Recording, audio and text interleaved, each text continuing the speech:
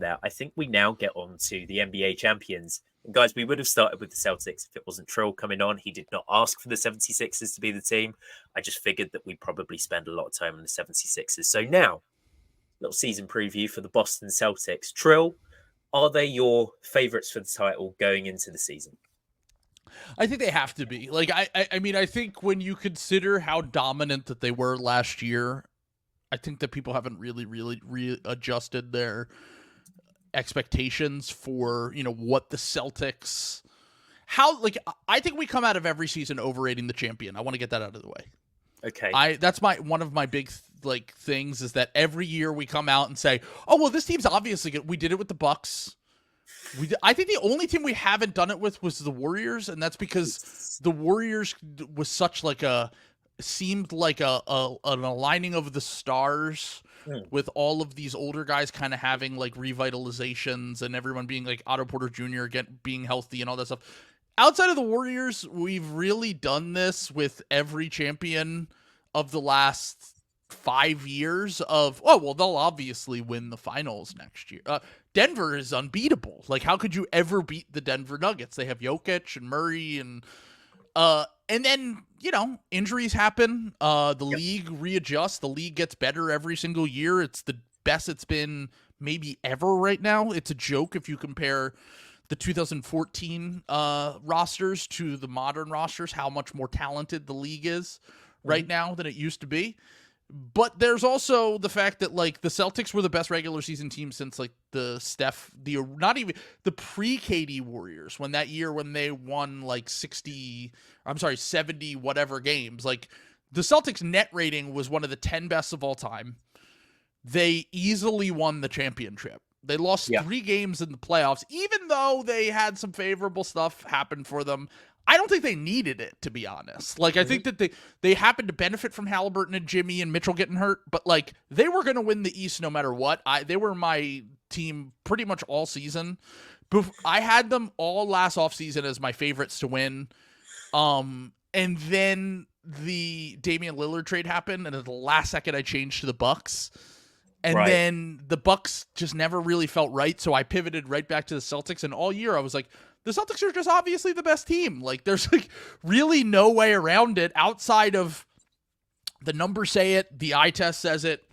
They're just like, they started 5 All-Stars last year, basically, and there are so few teams in NBA history who can start 4 or 5 All-Stars and have them be complementary pieces, and they figured out a way to have this perfect spacing around the Jays, these perfect role players that fit so well with them, that can scale up on nights when they're out, and it makes offense so easy for everyone when you have a 5 who can shoot and defend, that add in like legit superstar level role player guard play, star level wings that can play on both ends, and the Celtics have basically built like a perfect modern basketball team. Having said all of this, I still don't think that I don't want to come into this season in the same way I have with previous champs and be like, well, they're unbeatable. Porzingis is out until December, probably. Yep. Look, Drew Holiday is aged very well, and I think the Celtics, my whole thing on this is like, the Celtics' best weapon is their availability. They don't get hurt. Derek White doesn't get hurt. Jason Tatum never gets hurt. Drew Holiday never gets hurt. Jaylen never gets hurt. Like, Jaylen had 1 year where he missed the playoffs, and that seems like the outlier as opposed to every other year. And I think outside of Porzingis, all of their guys are about as healthy as you can really want them to be. Having said that, Drew Holiday's a year older, Al Horford's a year older, Porzingis is already out, and then that is shifting a lot of the responsibilities back onto the Jays' shoulders, whereas I think they're going to be still a very good regular season team. I don't think they're going to win as many games as last year. I think the league's better. I think having Porzingis, it was like the real cheat code, even though they won the finals without him. Yeah. I think that is what made them kind of an unstoppable force last year. And I think this year they'll win in the high 50s, low 60s, as opposed to like where I think they won, 65 games last year? I can't even remember. They won so many games. That I think that they are a beatable team, but should absolutely still be the favorites for sure. Yeah, I think that it all depends on Kristaps. I think, just to be honest here, I have the Thunder as my preseason favourites just because they don't have those injury concerns. They have so much optionality as well. That's They my can go, they can they're move my at the two deadline. favorites. Yeah. Yeah, exactly. They're right up there with each other. My concerns would be is in this period without Kristaps. So you said December.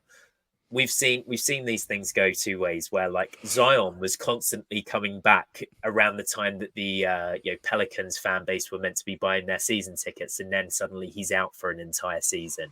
Right. With Porzingis, it's just, if he's not back, then not that they can't win it, but I would be surprised if they do win it. I think him being missing probably leads to some regression for both of the Jays. Like you said, the weight falls back on their shoulders a little bit. One of the improvements we saw from sort of like the Celtics main cast last year was the Jaylen Brown playmaking. And that's because fundamentally it's easiest to playmake when you have a 7 foot center that can space from 30 feet out and be a sort of like lob threat as well. And they're only ever going to have one of those two things from the 5 position unless they decide to go ultra small and play a lineup where like Tatum is your 5 and maybe Hauser comes in and spaces. So I have questions with regards to like the playmaking. Does the ball swing in the same way? Are they that same defensive presence? Like, yes, they have all of these incredible wing defenders. Yes, they've got great guard defenders as well. But like you said, Kristaps was the cheat code last year. I'm a little bit worried as well. I think that we've got to speak about Jason Tatum and the shooting slump that has carried on for 6 months now. Yeah. You know, I think that what's his name? I'm not going to remember his name. There is a guy, Jason Timpf. Jason Timpf, like, hand tracked his literally just like shots from the Olympics and the preseason games for Team USA. I think he was like 1 of 18 on actual jump shots for the Olympic team last year, which is absolutely mental. I know that he's played a hell of a lot of basketball, but you take Kristaps out of the equation, you look at Jason's shooting slump, and we've spoken about them from a true like 5 out perspective, and you start to actually ask questions about like the 5 out validity where like maybe we start to see some Jedi mind tricks where teams actually sag off Jason Tatum a little bit, or they dare him to shoot, or they load up and they sort of wall up in the same way that teams used to against Giannis, just because he's become such an effective driver to the basket. I'm not saying that those two are on the same level, by the way, like both for shooting concerns and driving. It's really funny because we've been jokingly been like, how did Tatum become like a diet Giannis? Like, when did this transformation happen? But also still capable shooter off the catch. Like, that's the thing, is like most of the shot that is broken is the pull up, but the pull up is what unlocked everything for his game. Yeah. And then it's like he went in the opposite direction. He's honestly, I know I jokingly said this about, or I said this about Jalen Johnson, not jokingly earlier, but like he's kind of played like Ben Simmons a little bit. Like, obviously he can shoot more off of the catch, and I actually think he's more effective as a driver because he's not afraid of getting fouled in the same way that Ben Simmons was. But it is kind of funny to like the thing that made him so deadly, and what makes when you watch Celtics fans reminisce over young Jason Tatum. Like when they're posting clips of him from like the bubble where he looks like he has like this smooth mid-range game, this pull-up 3. The thing that made him so deadly was like he's 6'9" with a pull-up 3, and somehow that's completely regressed and gone away. Yeah. And then they won the title like with this new version of him, as still, even though Jaylen won the MVPs, like it's obvious Tatum's the best player on that team. Yep. But like it almost doesn't make sense in my brain, but I guess it's more of a function of what they need from Jason Tatum is someone who can pressure the rim, who can get to the line, and who can make like these simple, easy reads that are incredibly easy when you have 40% catch and shoot 3 guys standing around the perimeter all times, that if they get a closeout on them, they could swing it to another guy who will make a wide open 3. Which led to Tatum's playmaking being kind of off the charts in the playoffs, and the getting assists and hockey assists and all that stuff. But also, like, it feels like he's not as good as he could be at the same time. To get technical, I have seen things with regards to like why do guys regress from a shooting perspective, especially when they get into the league. It's kind of weird to think like, oh, NBA players get into the league and they carry on improving until maybe some of their athletic gifts wane. That there used to be this sort of common misconception that the taller you are, the harder it is to shoot because of like the arc of the ball and everything. But if you look at it, it is weight. Weight is the thing that tends to damage guys' shooting percentages, essentially. Like you look at Giannis was a fairly capable shooter when he came into the league. Anthony Davis, when he was slightly more lithe and limber, could space out to three. Sure. Tatum, there was that picture that went around where he fully looked like Popeye in the Team USA, sort of like the Olympic team. And you do just think, I think from a scientific point of view, it's just harder to repeat that the more muscle you're carrying, like a very, very specific body movement. It just becomes a little bit more difficult to do that. The same thing exactly 100 times out of 100. That sort of comes a little bit more like you're using a little bit more energy every shot because you're shifting more weight and you're just moving more stuff around essentially. That's a little bit of a sidetrack. I wonder if we see him used in more like screening and short roll situations this year, especially if they just say to Al Horford, we maybe don't want you to set like 25 picks per game. We maybe want you to go and sit in the corner a little bit, and you almost make Tatum the functional five until Kristaps comes back. I think that could be another thing that kind of unlocks them. I think the only team that they would have difficulties with in the playoffs, if that were the case, is the Knicks, because I've thought a lot about the Knicks, and I think that the Knicks are one of the few teams that might be able to get away without playing a traditional five. I know that's the thing that everyone's been worried about with like, oh, they only have Mitchell Robinson who gets injured all the time and then Precious Achiuwa, but like there are lineups I think they can get away with playing Randall and OG at the five only due to the fact that like OG can guard literally any five, including Embiid in the East, and then you don't worry about rebounding because you have Josh Hart. So like, and Julius Randle, who always pummels the boards as well. Right. So like that's the thing is like, I think the Celtics are going to be very obviously the favorite. I think that the Tatum situation where, and really the thing that makes Tatum like, it's weird because if you rank like the top 10 players in the NBA, they all have these like incredibly efficient shot profiles and, like you look at like their scoring usually gets better when you get to the playoffs. I think Joel's one of the few where that isn't the case. I think it's like, Jokic, SGA, all those guys like Booker.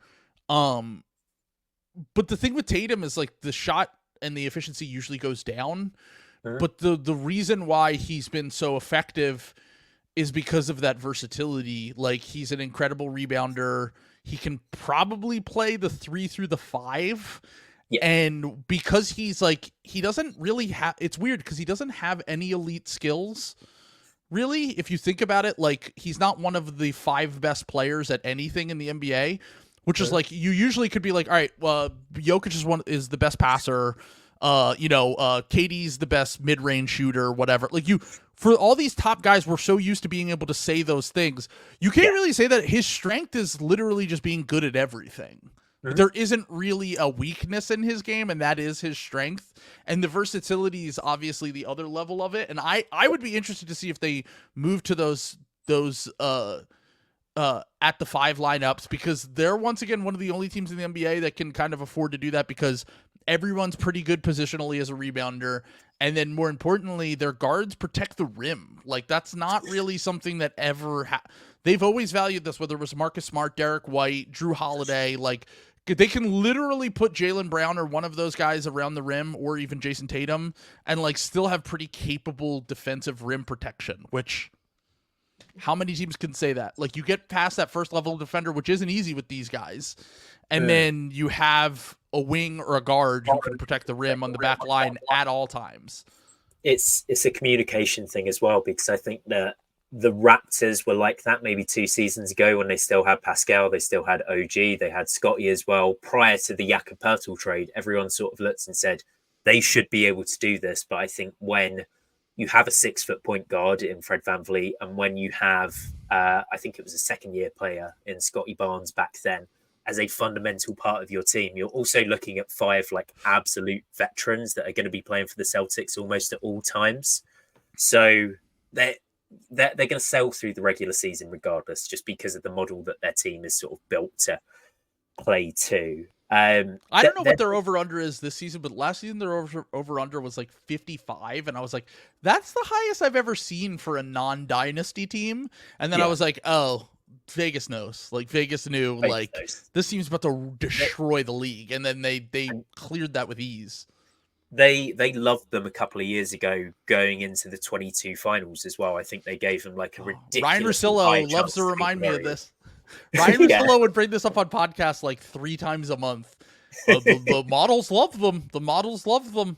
But I mean, they figured out kind of a system that makes them somewhat unbeatable. Even if Tatum shoots, it breaks my brain to look at his shooting splits. If you take out that Pacers series, I think he shot under 40% from the field in every round. Like, it's just... and they won the finals. Like, it's once again, I think every few years, I pointed this out before the playoffs started. Yeah. Every few years you get a title team. It's every 10 years about. You get a title team that doesn't have a top 3 player in the NBA. And I don't think even if the Celtics stands would be like Tatum's like the 5th best player in the NBA. Yeah. I think he's somewhere in that 5 to 7 or 8 range. And every 10 years you get they're a much better version of that Spurs team from 10 years ago. That Pistons team from 10 years before that.